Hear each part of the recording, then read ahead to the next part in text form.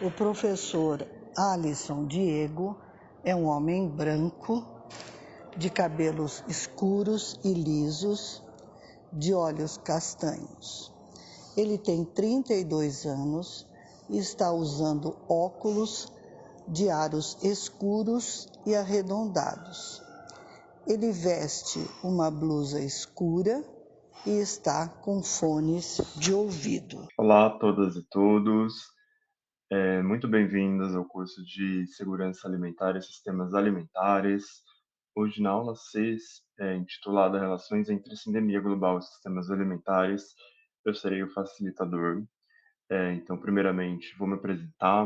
Meu nome é Alisson Diego Machado, eu sou nutricionista, fiz mestrado e doutorado na Universidade de São Paulo e atualmente eu sou professor do Departamento de Nutrição da Faculdade de Saúde Pública da Universidade de São Paulo, também. Então, novamente, sejam todas e todos bem-vindos.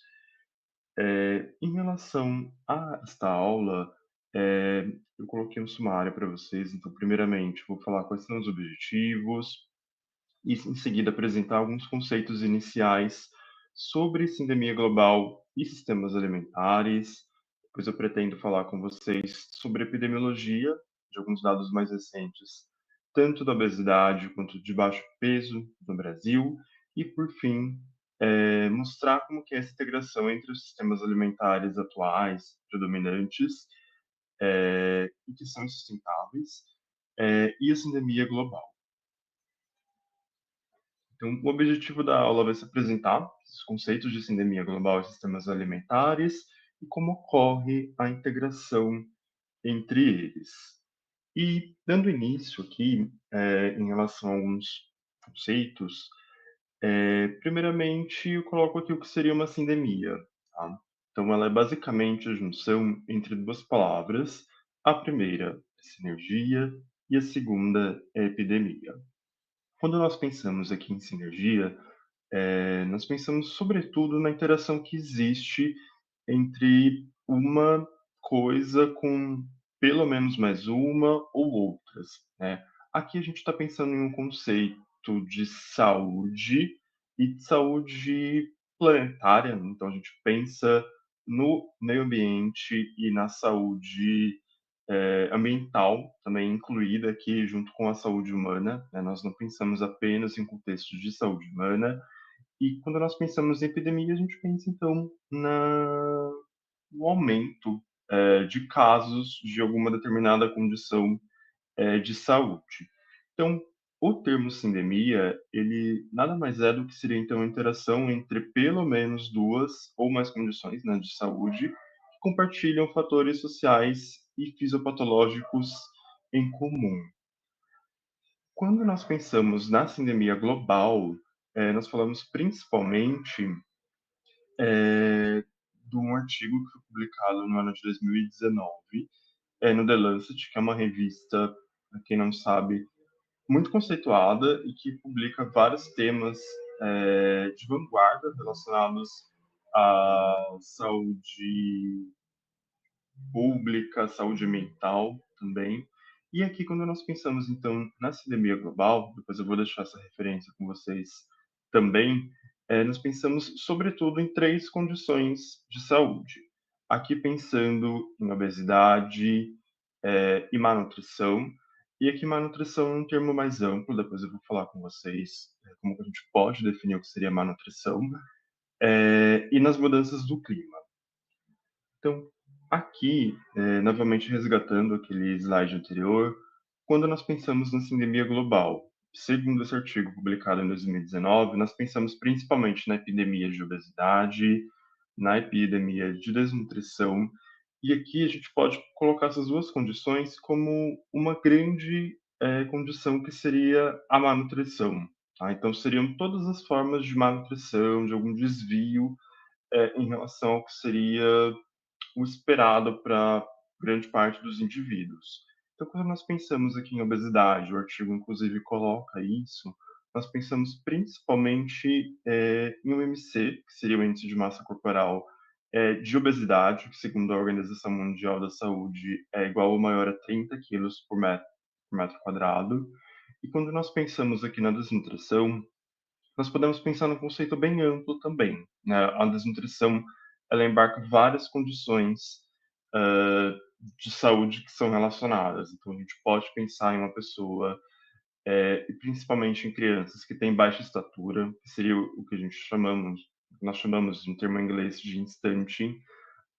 Nós podemos pensar também, no baixo peso, e aqui é a principal forma que nós avaliamos os adultos, principalmente, mas as carências nutricionais também entram aqui. Então, quando nós pensamos na deficiência de algum nutriente, por exemplo, de alguma vitamina ou de algum mineral, nós pensamos também aqui dentro dessa má nutrição, tá? Apesar de, em nível global, ser uma forma menos avaliada. Geralmente, a avaliação da estatura e a avaliação do peso, também já ali de acordo com o MC, são mais predominantes quando nós pensamos aqui em desnutrição. E nós falamos aqui também da sinemia, na sinemia global, nas mudanças do clima, né? Então, como que esses fatores estão associados com as mudanças do clima e como que o clima acaba influenciando também na prevalência dessa condição de saúde maior, que seria então a má nutrição.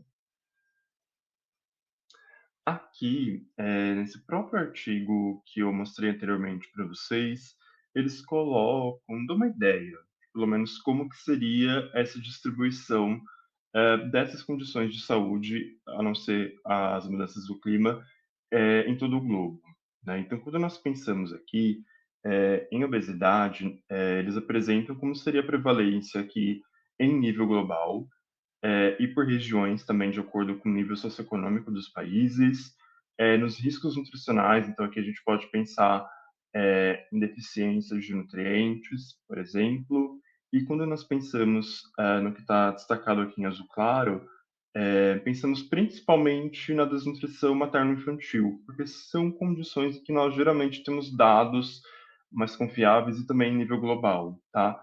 Não que isso não possa acontecer com pessoas adultas ou com pessoas que não são mães, mas geralmente os desfechos acabam sendo piores, quando nós pensamos nesse público, né. Então aqui para vocês, verem como que é essa distribuição, sem a gente se apegar a dados mesmo, numéricos, nós podemos pensar principalmente que em todo o globo, eh, há uma prevalência razoável ali de IMC elevado, né, que seria aqui marcado, em azul escuro, há uma prevalência ainda maior de riscos nutricionais e principalmente desnutrição materno-infantil.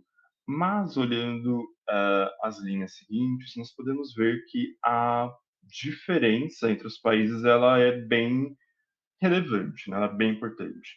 Então, quando nós pensamos aqui nos países que são mais desenvolvidos, né, que seria esse High SDI, nós pensamos que nós vemos aqui, né, na verdade, que a prevalência de IMC elevado, de obesidade, ela é muito maior nesses países, assim como nos países com renda elevada, naqueles de média, elevada renda, a prevalência de obesidade acaba sendo maior também. Ela é muito maior, por exemplo, do que naquela última linha, quando nós pensamos ali nos países que têm baixa renda.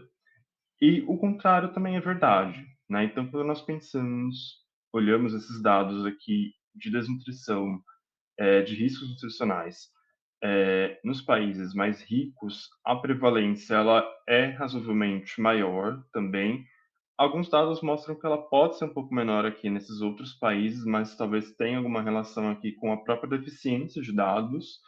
E quando nós pensamos aqui em desnutrição materno-infantil, a prevalência nos países mais ricos ela é menor, muito menor do que seria em todo o globo, e a prevalência nos países que são mais pobres acaba sendo muito maior também. Mais para frente, nós veremos que o Brasil, que é um país de economia de renda mediana, ele tem uma prevalência de obesidade bem importante, mas os riscos nutricionais, aparentemente, embora eles tenham melhorado nas últimas décadas, têm alguma tendência de crescimento observada pelo menos ali nos últimos anos. Então, o Brasil ele acaba ficando no meio termo, né? Apesar da grande prevalência de obesidade aqui, a prevalência de baixo peso, quando nós pensamos eh, em IMC, pelo menos na população adulta, ela tem mostrado uma tendência de crescimento que acaba sendo um fator bem importante para a gente entender como que essa endemia acontece no Brasil. E o terceiro ponto dessa endemia são as mudanças do clima, né? Então, aqui a primeira coisa que nós pensamos, geralmente, quando nós falamos em mudanças do clima, é, é o aquecimento global, né? Mas nessa condição aqui, a gente pode pensar também em vários outros fatores que estão associados com essas mudanças. Quando nós pensamos nos eventos climáticos extremos, que são condições mais pontuais, mas muitas vezes ocasionadas justamente pelas mudanças do clima, isso também acaba se configurando como um tipo de mudança climática e eles vão acabar tendo um impacto bastante importante, né? E tem uma questão bem relevante aqui que nós pensamos nessa questão social, né? Então, geralmente, embora elas possam acontecer em países ricos e em países que são mais pobres, que ainda estão em desenvolvimento, geralmente a repercussão, né, o como quanto isso vai afetar a vida das pessoas acaba sendo pior nesses últimos países, né, esses países que têm uma economia ainda não tão desenvolvida assim. Então, quando nós falamos aqui em mudanças do clima, nós pensamos em seca, por exemplo, e que vocês já podem ter uma ideia de, por exemplo, como isso afeta a produção de alimentos, que vai ser um ponto do próximo slide, que acaba sendo muito relevante quando nós pensamos aqui em segurança alimentar e nutricional, se as pessoas têm acesso a alimentos adequados ou não, por exemplo. Incêndios florestais, sejam eles naturais ou sejam eles causados pelo homem pensando ali em alguma questão como desmatamento, por exemplo, ondas de frio e de calor acabam sendo eventos climáticos extremos também, inundações e enchentes, deslizamentos de terra também, e ciclones, tornados e ventanias também, cada um a seu modo impactando a vida de alguma maneira, né? Outros vão impactar muito mais a produção de alimentos, por exemplo, outros menos, mas todos quase sempre terão aqui uma repercussão social muito relevante também e principalmente afetando aquelas pessoas em maior situação de vulnerabilidade. E para a gente encerrar essa primeira parte aqui de conceitos iniciais, eu trouxe o que seria então o sistema, um esquema, na verdade, de como seria o sistema alimentar atual, principalmente, né? Então, por que que aqui já está dando um indício de como seria essa relação? Quando nós pensamos, então, nas mudanças do clima e como isso impacta ali na obesidade e na desnutrição, a via com que isso acontece, ela envolve os sistemas alimentares, né? Porque os sistemas alimentares, eles são influenciados pelas mudanças do clima, pela saúde mental, de certa forma, e é influenciada também pelo sistema alimentar, né? Então, o ambiente influencia o sistema e o próprio sistema, né? As consequências desse sistema alimentar também vão acabar impactando ali a saúde do meio ambiente, em conceito bem amplo. Então, aqui no sistema alimentar, nós pensamos em todas as etapas que envolvem a produção de alimentos e também na etapa anterior. Então, aqui justamente pensando no meio ambiente, né, em como que isso vai influenciar o sistema, em alguns fatores políticos, econômicos, demográficos, de tecnologia e alguns fatores sociais também. E nós pensamos, inclusive, nos desfechos. Então, quando nós pensamos, por exemplo, no próprio impacto ambiental, em como que essas condições acabam impactando a segurança alimentar e nutricional e a alimentação do dia a dia ali da população, isso também está relacionado com sistemas alimentares. Então, mostrando para vocês um esquema mais simples de como seria esse sistema, nós temos primeiramente então, esses fatores, como havia comentado com vocês, né, que vão influenciar aqui todo o sistema, talvez mais algumas etapas, talvez menos outras, mas que vão impactar o sistema como um todo. E quando nós pensamos, então, na produção de alimentos mesmo em si, e pensando em como que isso vai impactar, o meio ambiente, nós podemos pensar, né, se aquele alimento que está sendo produzido, ele é por uma monocultura ou por uma policultura, ou seja, nós estamos produzindo apenas um ou poucos tipos, de alimentos ou de culturas alimentares ou mais, né. Então isso vai impactar como seria a disponibilidade de alimentos, como um todo, se essa agricultura ela é convencional ou semi-orgânica, se ela é patronal ou familiar, então se há uma maior concentração de terras, por exemplo, na mão, de poucas pessoas ou não, né, se essa agricultura ela geralmente de base agroecológica consegue englobar mais pessoas, geralmente, e nós pensamos também no modo de produção de alimentos, né, então pensando aqui principalmente em alimentos de origem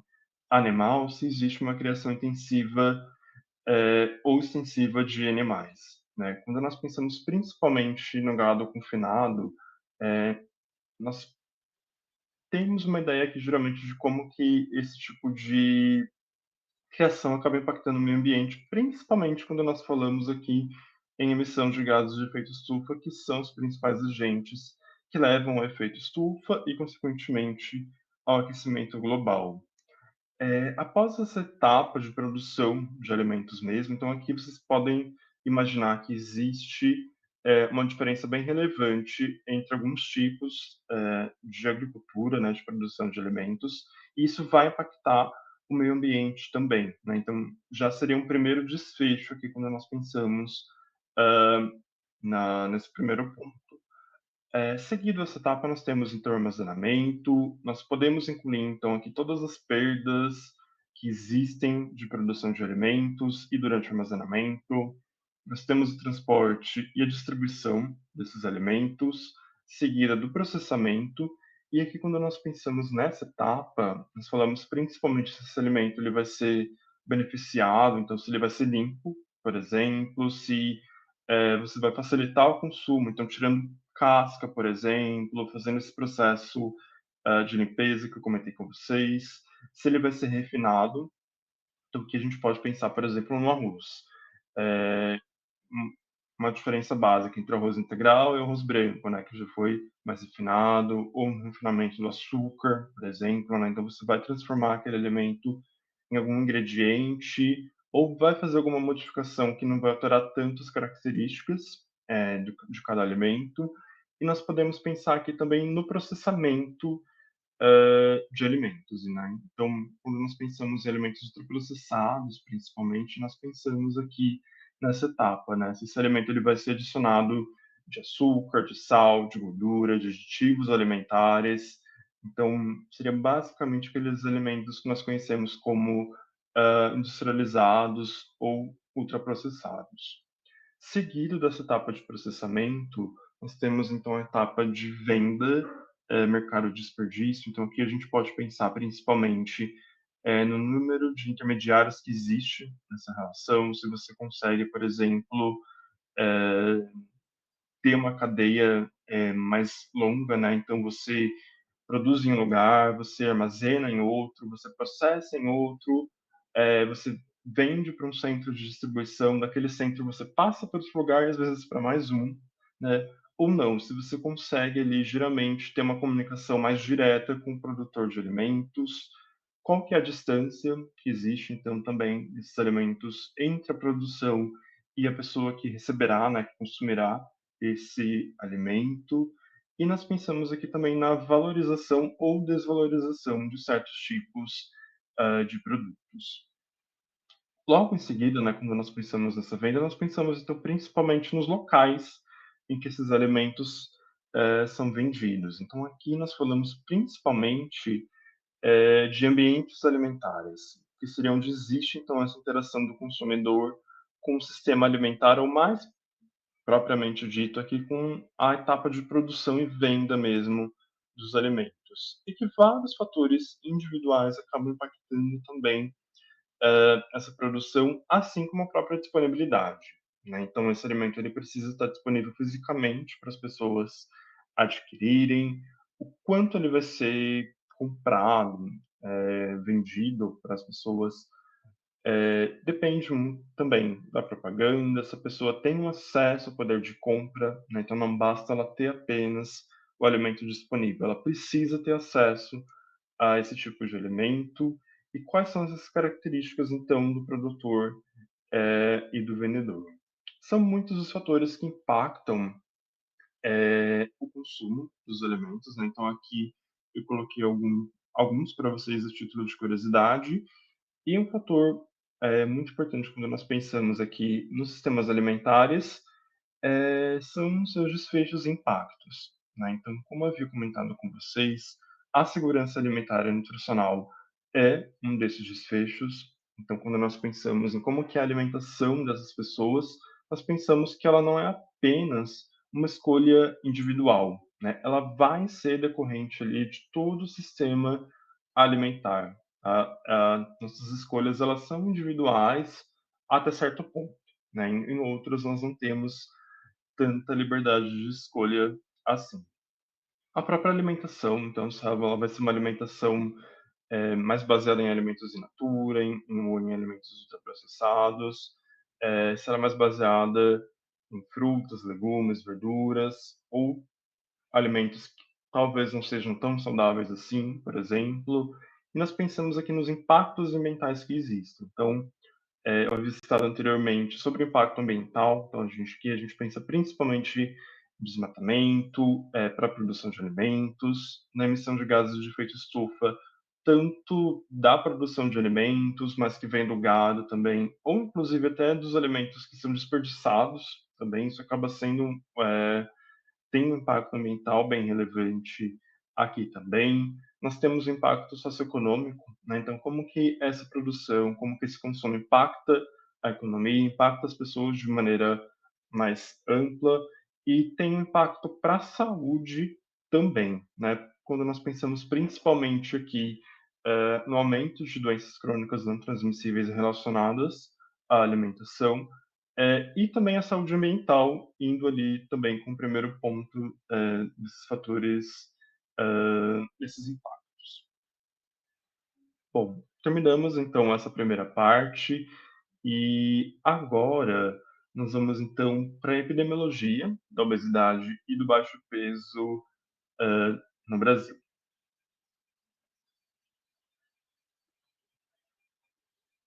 Bom, quando nós pensamos então eh, na prevalência de baixo peso no Brasil, nós passamos, então, nas últimas décadas, por um processo que nós chamamos de transição nutricional, que seria basicamente, então, uma mudança no perfil do estado nutricional da população. Então, anteriormente, aqui vocês podem ver também nos slides que serão disponibilizados, a prevalência de baixo peso, ela era muito maior há cerca de 50 anos. Então aqui nós temos um dado de 1975, por exemplo, que são exatamente 50 anos, e os dados mais recentes que nós temos de inquérito nacional, que são de 2019. Então aqui vocês já podem ter uma ideia do que seria essa transição, né? Seria basicamente essa mudança de um perfil de baixo peso para uma uma alteração ali do estado nutricional para a obesidade. Aqui, quando nós olhamos então os dados de 1965, vocês podem perceber que a prevalência de baixo peso ela era relativamente variável ali de acordo com a idade, então ela chegava a quase 10% quando nós pensávamos em homens jovens, né, ali de 18 a 29 anos.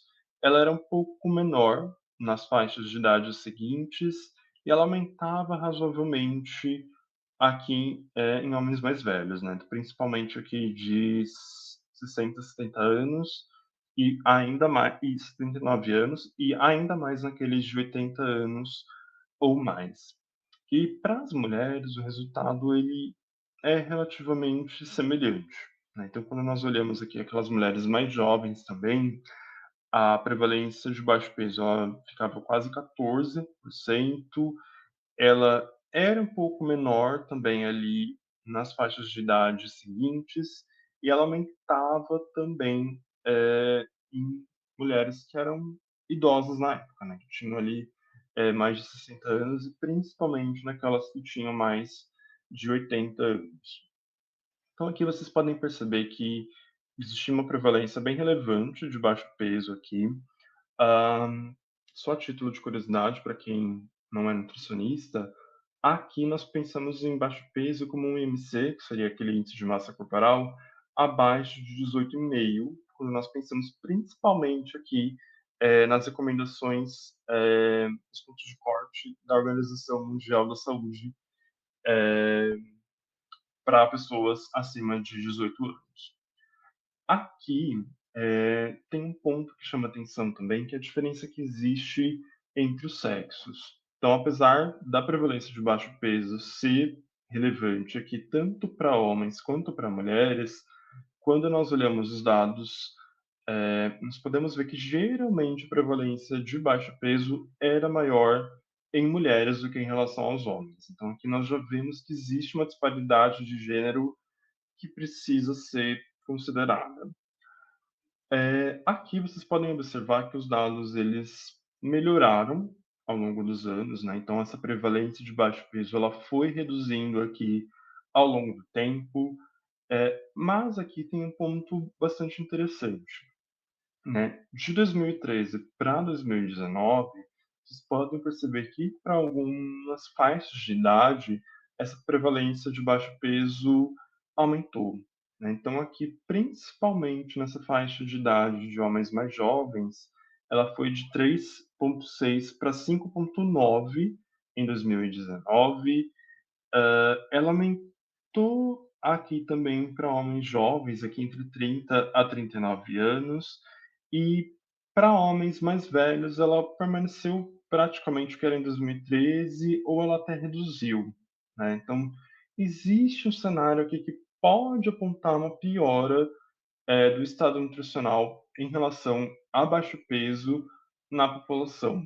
Se esses dados eles serão mantidos, eh ao longo do tempo, né, nos próximos estudos, nós ainda não sabemos, mas aqui existe um apontamento, pelo menos, de que esses dados eles podem ter piorado, né? Então, a prevalência de baixo peso ela pode ter aumentado. Quando nós olhamos, então, para as mulheres, o resultado ele é relativamente semelhante. Então, aqui vocês podem perceber que em 2013, para aquelas mulheres mais jovens, ali entre 18 e 29 anos, essa prevalência que ela era de 5,8, ela passou para 11,1. Ela praticamente dobrou em um período de tempo relativamente curto, né? Nós falamos aqui em apenas 6 anos. Para as faixas de idade seguintes, a prevalência ela não alterou tanto assim, mas para aquelas mulheres mais idosas, a prevalência ela aumentou, diferente dos homens, né? Então ela foi aqui de 4 para 6,8. Então tem 2 dados aqui que chamam mais a atenção. Primeiramente, a diferença que existe entre os sexos. Então nós podemos ver aqui que novamente, assim como era em 1975, o resultado foi um pouco pior para as mulheres. Na verdade não foi nem tão pouco, ele foi pior para as mulheres, né, pensando ali principalmente naquelas mulheres mais jovens, a prevalência aqui de baixo peso ela quase dobrou para as mulheres, enquanto para os homens ela não aumentou tanto assim. E comparando com as faixas de idade, ela também é praticamente o dobro para as mulheres mais jovens, né? Para homens ela é 5,9, para as mulheres ela é de 11,1. O outro dado que chama bastante atenção também é como ela aumentou principalmente para adultos jovens, né? Principalmente aqui nessa faixa de 18 a 29 anos, que pode indicar, talvez, alguma relação com desmonte de políticas públicas que aconteceram ali, principalmente a partir, de 2015. E também uma escalada que existiu da insegurança alimentar até mesmo antes da pandemia, né. E talvez afetando crianças e adolescentes que eram, né, crianças e adolescentes durante esse período de 2013 a 2019, quando eles se tornaram adultos, eles tinham um baixo peso, talvez decorrente justamente desse desmonte de políticas públicas. Se é exatamente isso ou não, nós ainda não temos certeza, mas pode ser um indício para a gente pensar por que essa prevalência aumentou principalmente em pessoas mais jovens e ela não aumentou tanto assim para as outras faixas de idade, a não ser quando nós pensamos então nas mulheres que são mais velhas. E como eu havia comentado com vocês, nós passamos por esse processo de transição nutricional. Então, a prevalência de baixo peso ali há cerca de 50 anos, por exemplo, ela era maior, e a prevalência aqui de excesso de peso, ela era razoavelmente menor em relação à de baixo peso.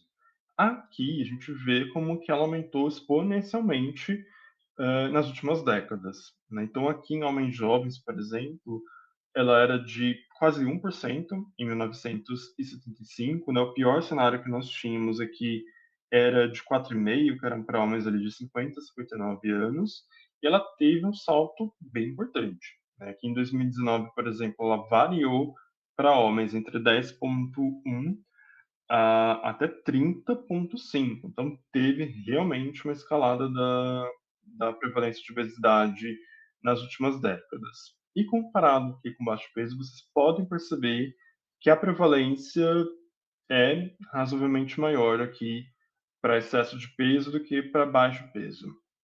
Quando nós olhamos aqui os dados das mulheres também, nós vemos aqui que teve uma tendência que foi a mesma, né? Então, a prevalência de baixo peso aqui, desculpa, de excesso de peso em 1975, ela era relativamente baixa, era até mais baixa do que em relação aos homens, e ela teve um aumento exponencial, chegando aqui em 2019 com dados, por exemplo, de quase 30, quase 40% para aquelas mulheres de 40 a 49 anos.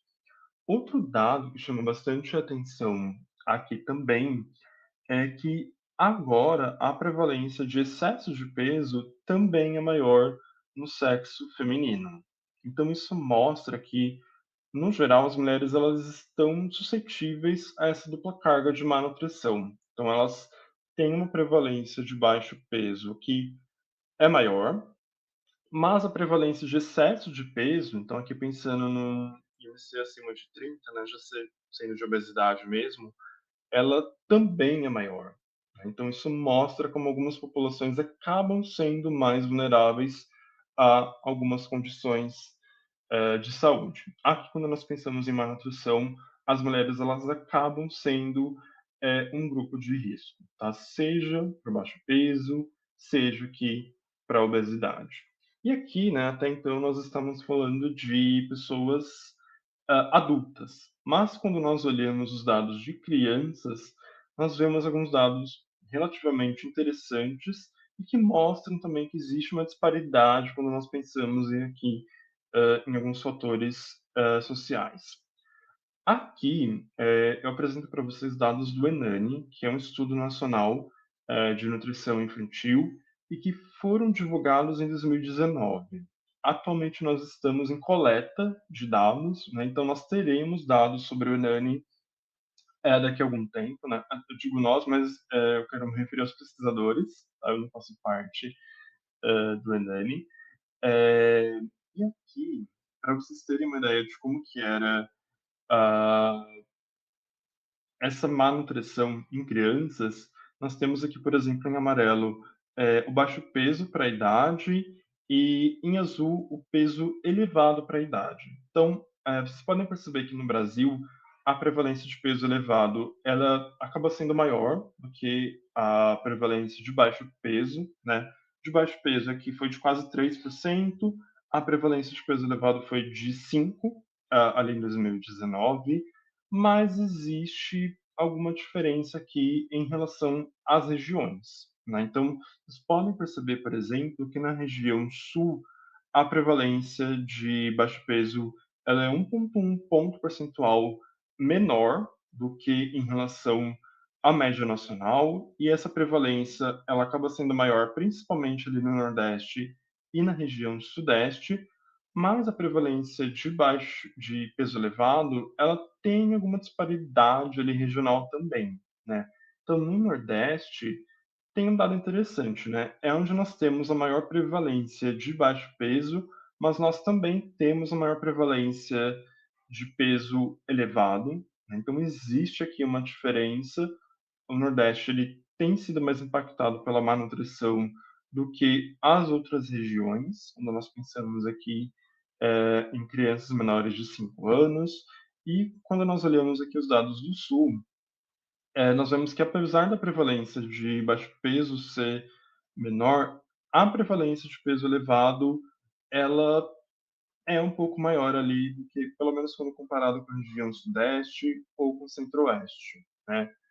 Tem um dado interessante, né, a gente vê que geralmente uma região que tem ali um PIB per capita maior, assim como nos aqueles países mais desenvolvidos, geralmente acabam enfrentando mais condições de excesso de peso do que talvez de baixo peso, apesar delas coexistirem ali no mesmo espaço, e em estados em que, infelizmente, ainda estão mais em desenvolvimento, que tem, um produto interno bruto per capita menor, ah, no geral, eles acabam convivendo com as 2 condições de saúde, né. Então, seja aqui com uma prevalência mais elevada de baixo peso, mas também com uma prevalência maior de peso elevado, muito infelizmente.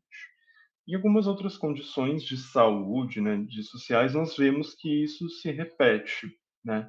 Então, quando nós pensamos na cor dessas crianças, nós podemos ver que aquelas crianças de cor preta, elas tinham uma prevalência de baixo peso maior, né, então ela variou aqui de 2,3 para as crianças brancas até quase 6, né, então ela mais do que o dobro aqui para quando essas crianças eram pretas, e o dobro praticamente também do que seria a média nacional ali, né, de 2,9.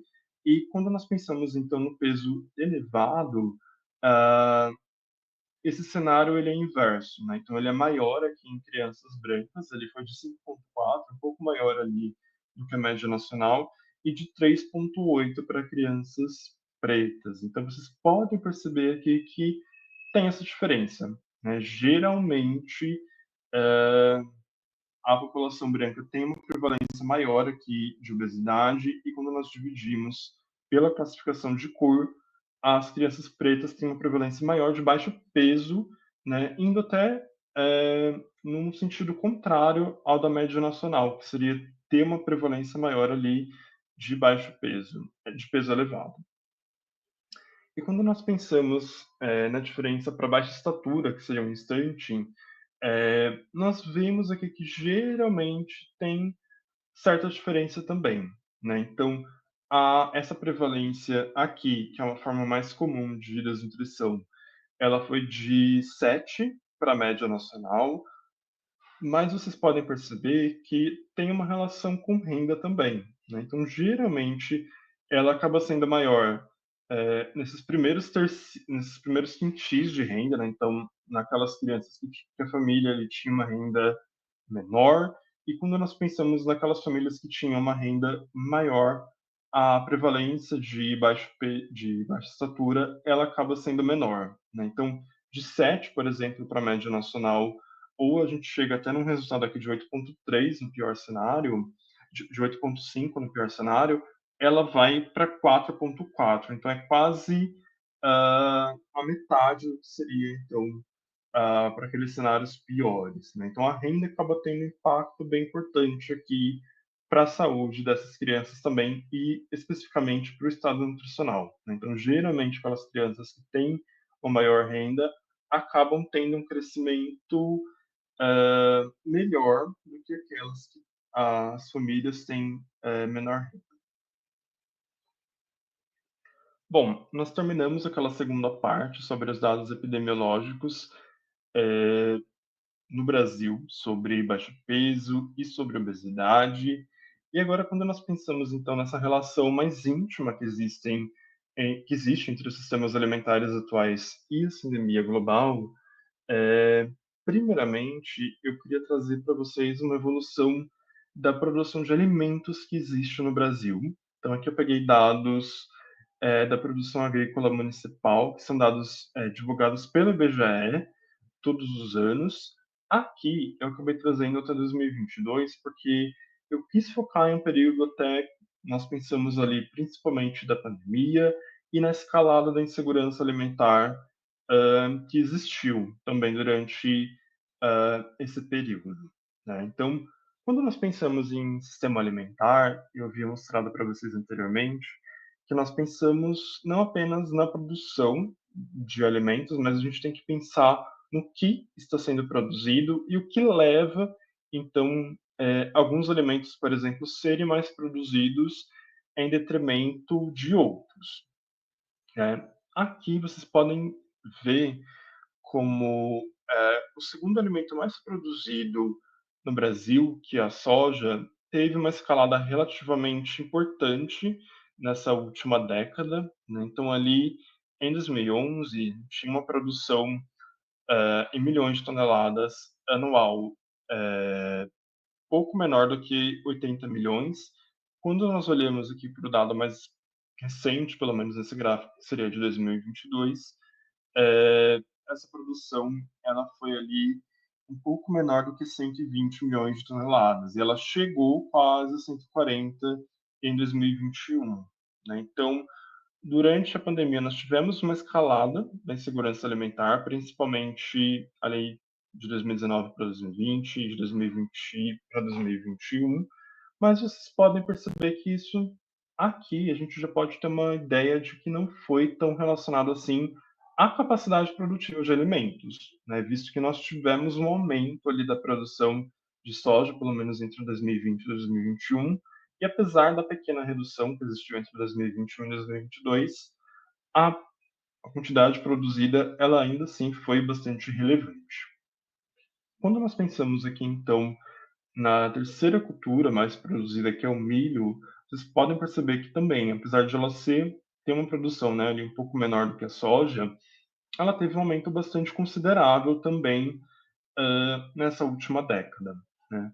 E de maneira importante, né, a gente está pensando aqui em algum alimento, entre aspas, né, porque apesar de soja e milho serem alimentos, não necessariamente o destino que eles terão será como alimento, né? Então, o alimento que é mais produzido no Brasil, eu não coloquei aqui porque o gráfico ele ficaria ruim, é cana-de-açúcar, né? Então, a gente pode pensar aqui na produção de açúcar, de algum ingrediente culinário, mas também para a produção de biodiesel. A soja, a mesma coisa, né? Muito do que é produzido é exportado e nem vai chegar a virar alimento mesmo.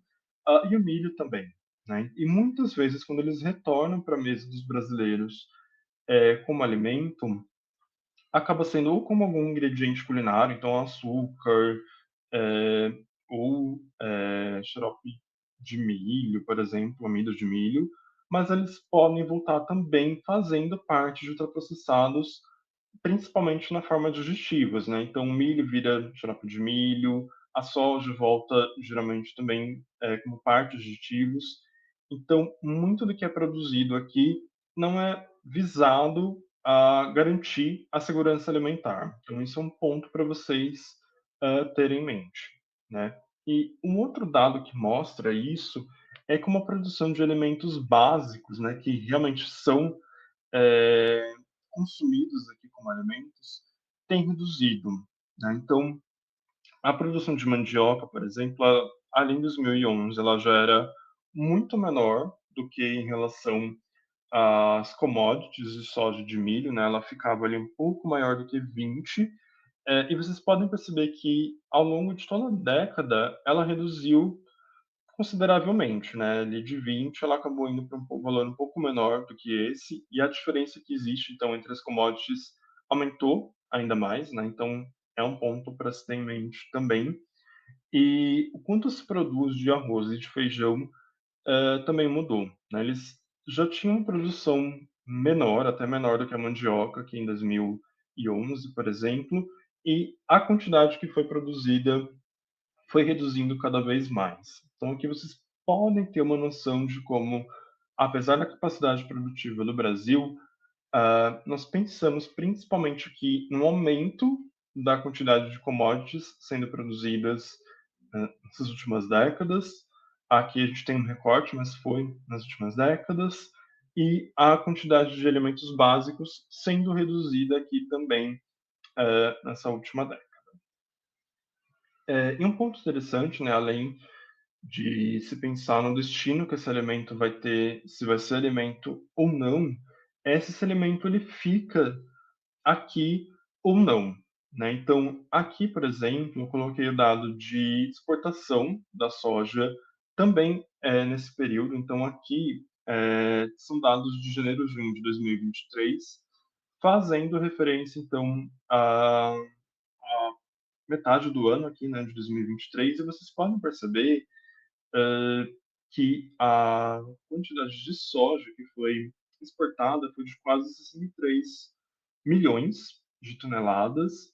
Foi a principal commodity exportada, né, em primeiro lugar na quantidade de exportações. E esse valor aqui, em relação ao que foi produzido em 2022, só no primeiro semestre ele equivale mais ou menos a 50% do que foi produzido no ano anterior, né? Seguindo esse ritmo também, vocês já teriam uma ideia de que praticamente tudo que você acaba produzindo de soja, você acaba, então, exportando, né? Isso não fica no país, apesar de impacto ambiental ficar, né? Então, o impacto que o solo vai ter, o impacto de desmatamento para você ter mais área de produção de alimentos, eles não são exportados. Eles acabam ficando aqui no Brasil. Então, é um ponto relevante também. E vale lembrar, durante esse período, né, nós tivemos um aumento da escalada de insegurança alimentar, que eu vou até mostrar mais para frente para vocês, né? Então, o problema aqui não era necessariamente em produzir alimentos, como vocês podem ver.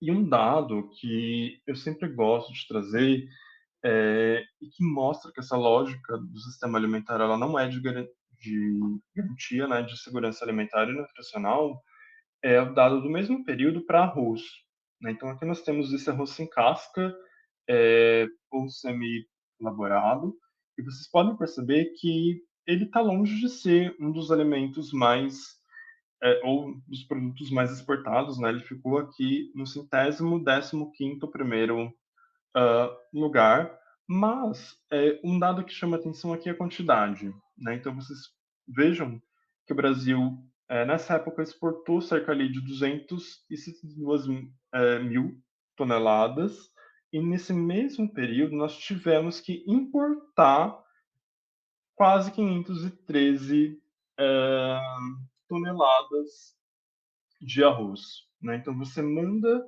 arroz para fora e depois você precisa importar essa quantidade e até um valor maior, né, de quase o dobro aqui, porque não existia arroz suficiente no mercado, né? Então vocês vejam que existe uma lógica comercial aqui nesse sistema alimentar, mas que é uma lógica que não garante segurança alimentar e nutricional para as pessoas. E nós temos aqui aqueles dados que eu havia comentado com vocês de segurança alimentar, né? Então, aqui, só a título de curiosidade, vocês podem ver, por exemplo, que nós tivemos um aumento bem importante da segurança alimentar uh, aqui no começo dos anos 2000, né? Então, principalmente de 2004, é o primeiro dado que nós temos aqui nacional pela EBIA, que é um método padrão ouro para se investigar a insegurança alimentar no Brasil, que era de quase 65% e que ela foi até no nosso melhor cenário aqui, pelo menos quase 2 décadas, foi para 77,1%, né, de quase 80%. Quando nós pensamos aqui no período de 2013 para 2017 e 2018, vocês podem perceber que com esse desmonte de políticas públicas, nós já tivemos uma redução da segurança alimentar, né? Ela foi de 77,1 para 63,3 pontos, e durante a pandemia, a prevalência de segurança, ela reduziu ainda mais. Então, ela foi ali para quase 45% em 2020 e para quase 40% aqui em 2021 e 2022. Então, menos da metade do Brasil estava em segurança alimentar ali no segundo ano da pandemia, que é um dado bem preocupante. E sempre vale lembrar, né? Nós estávamos batendo recordes de produção de alimentos, ali de soja, de milho, por exemplo, em 2020, 2021, apesar de ter pelo menos ali para a soja uma redução em 2022, enquanto a população passava fome mesmo, né? Quando nós pensamos aqui nos dados que estão em roxo, que seria da insegurança alimentar grave, que a gente pode entender aqui como fome, vocês vejam que existiu um aumento bem importante já de 2013 para 2018, mas teve uma escalada muito grande durante a pandemia. Ela foi para 9 ali em 2020 e ela chegou a 15,2 em 2021 e 2022. E aqui em 2022 isso representava cerca de 15 milhões de brasileiros passando fome. Um dado bem interessante também para vocês terem em mente é como que essa insegurança alimentar ela acaba impactando o consumo de alimentos, né? Então, uma pessoa que está ali em situação de fome, é, ela acaba se alimentando de alguma coisa porque ela precisa disso para viver, né? Mas vejam que o que ela acaba comendo acaba sendo muito diferente do que uma pessoa que está em segurança alimentar come, né? Então, nessa primeira linha, por exemplo, vocês vejam que a aquisição, na verdade, não é o consumo, né?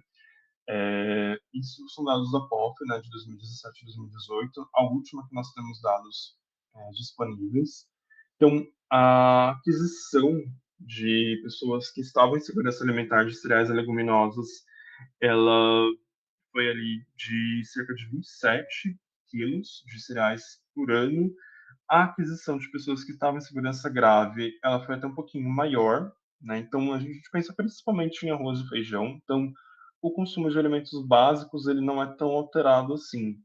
Mas para alguns outros alimentos que são considerados saudáveis, existe uma diferença bem relevante, né? Então, para hortaliças, por exemplo, a aquisição para quem estava aqui em segurança alimentar, ela foi ali de cerca de 28 quilos.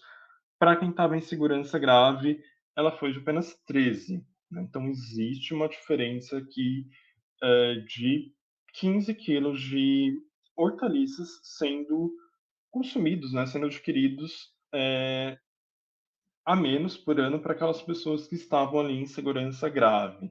Quando nós pensamos na quantidade de frutas, o cenário ele é até pior, né? Então, a aquisição de 33 quilos aqui para quem estava em segurança alimentar e de apenas 11 para quem estava em segurança alimentar grave.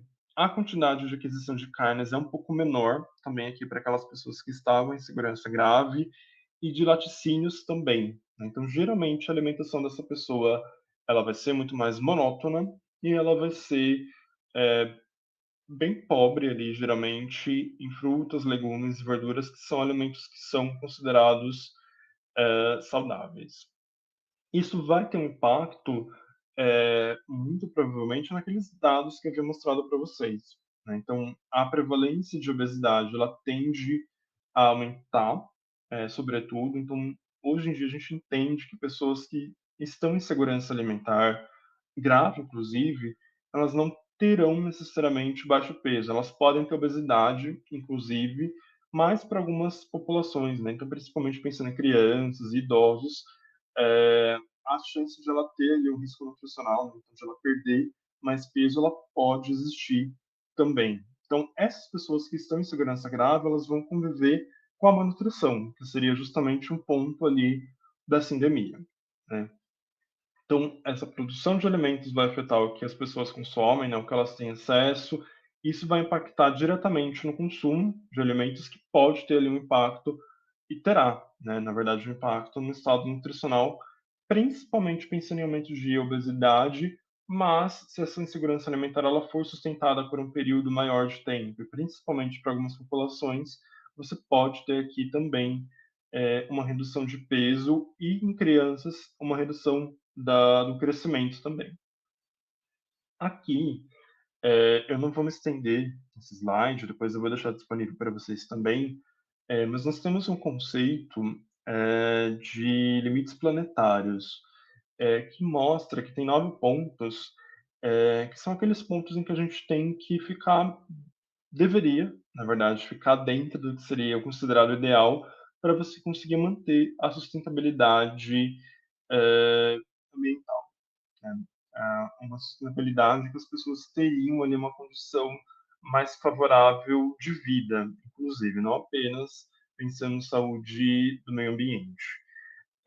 Aqui vocês podem perceber que em 2023 nós já tínhamos ultrapassado 7 desses limites planetários e muitos deles estão relacionados justamente à produção de alimentos, tá? Então, quando nós pensamos aqui em poluição de água, poluição de solo, emissão de gases de efeito estufa, é, principalmente, nós estamos pensando em produção de alimentos também, né? Então, vejam aqui que aquela produção ela vai impactar o meio ambiente, né?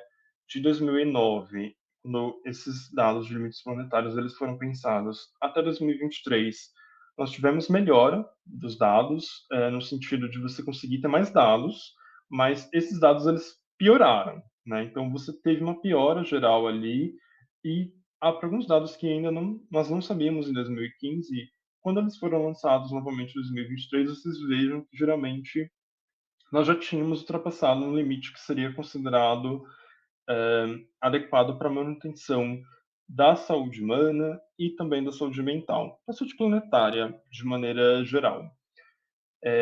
Então, muito do que é produzido vai acabar impactando o meio ambiente e, novamente, reforçando, né, o meio ambiente também vai impactar o que está sendo produzido.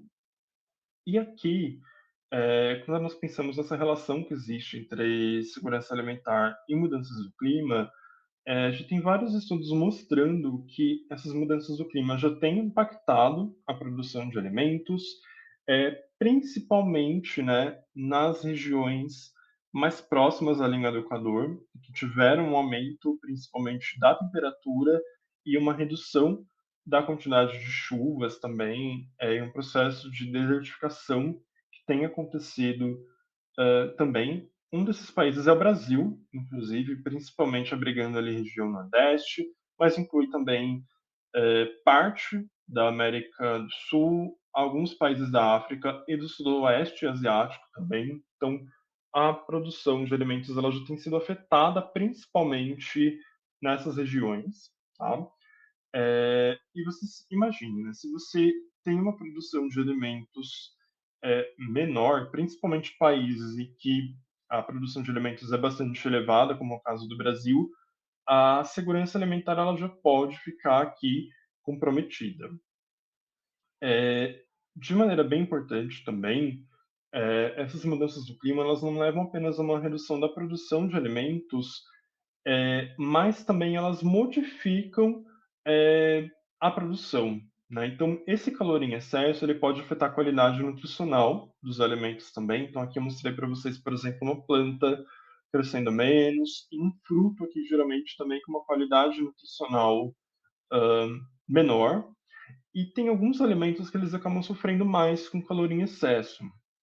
Então, aqui, por exemplo, esse enriquecimento da atmosfera com CO2, ele pode impactar principalmente para alguns tipos de grãos na quantidade de ferro, na quantidade de zinco e de proteína. Então, esses alimentos, você já começa a produzir menos, né? E quando você tem calor em excesso, você, quando produz, tem uma qualidade nutricional menor e os alimentos eles vão ficando mais pobres, inclusive, né? O que pode impactar também a malnutrição, né? Seja que para você ter uma disponibilidade menor de alimentos saudáveis, então isso pode garantir não, pode aumentar o risco de obesidade, por exemplo.